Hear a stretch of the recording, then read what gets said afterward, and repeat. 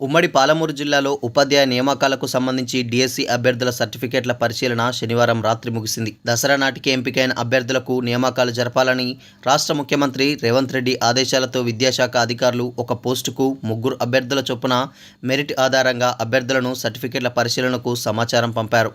ఈ నెల 2వ తేదీ నుంచి 5వ తేదీ వరకు 4 రోజుల పాటు ఉమ్మడి జిల్లా వ్యాప్తంగా అధికారులు మొత్తం 1077 పోస్టులకు గాను 2636 మందిని సర్టిఫికేట్ల పరిశీలనకు ఎంపిక చేశారు.